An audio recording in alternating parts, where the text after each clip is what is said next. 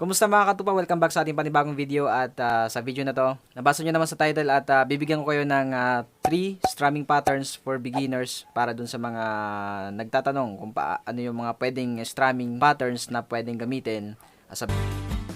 Okay, so yun mga katupa, as a beginner talaga ay tatanong ka talaga kung anong pwedeng strumming patterns ang pwede gamitin sa mga kanta. So ngayon ay bibigyan ko kayo ng tatlong strumming patterns na makatutulong para sa inyo sa kahit anong kanta na pwede nyong gamitin yung strumming patterns na ito.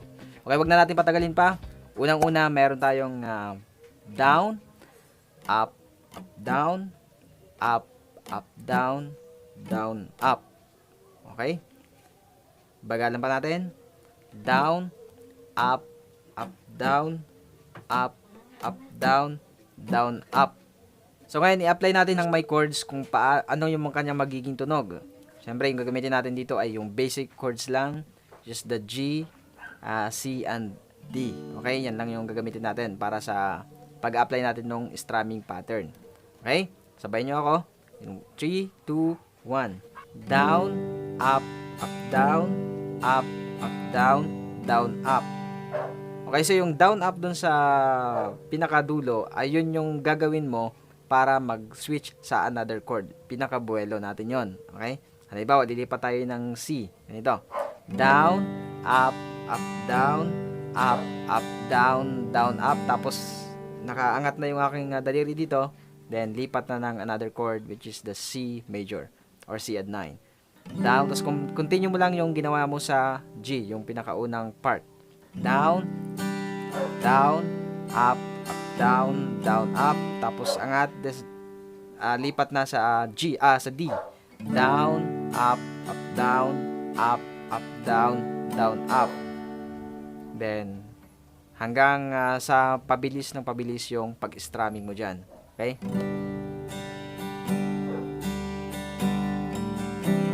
Yan.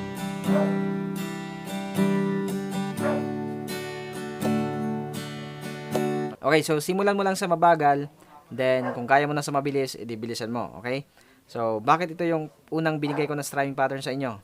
Kasi ito ay kadalasan na ginagamit talaga sa maraming kanta. Sa mabagal na kanta, sa worship, at sa mabilis, sa mga joyful song. Okay, so, ganito yung kanyang magiging tunog kapag mabilis.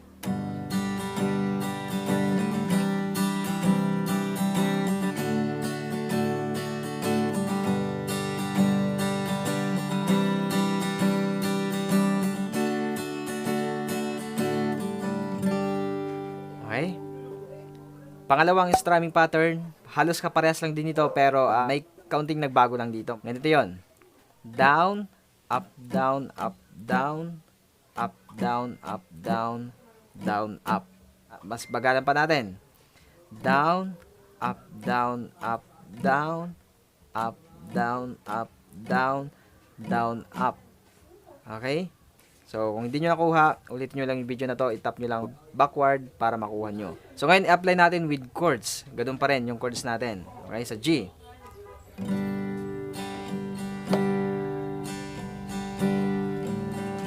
Tapos, lumipat tayo ng C. Tapos, lipat ng D.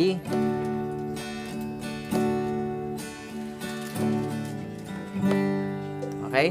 So, again, simulan mo sa mabagal hanggang sa bumilis yung pag-strum mo.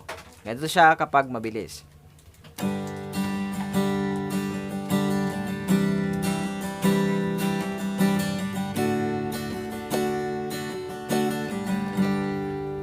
Okay? So, pwede mo pang bilisan yan. Depende sa beat ng kanta na pag-applyan mo ng strumming pattern na ito.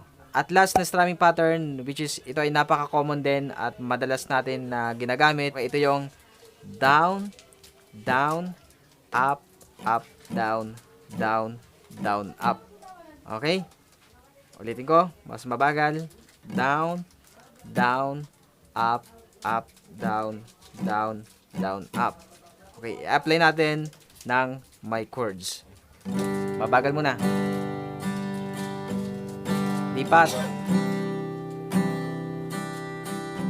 Lipat sa D.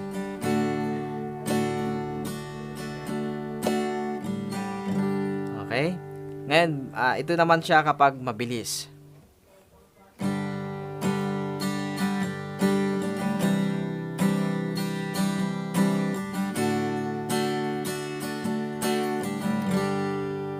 Okay, so again, may ibibilis pa dyan. Okay, depende yan sa kanta na inyong pag-a-applyan ng strumming patterns. Additional lang, yung strumming patterns ay nakukuha natin siya based on our hearing. Kung ano sa palagay natin yung babagay na strumming pattern doon sa kanta, base sa pandinig natin, ay pwede mo siyang gawan ng improvised na strumming pattern. Wala namang maling strumming pattern as long as nasa timing ka sa pagtugtog sa gitara. So mga katupa, maraming salamat sa inyong panonood. Jesus loves you and all the glory belongs to God.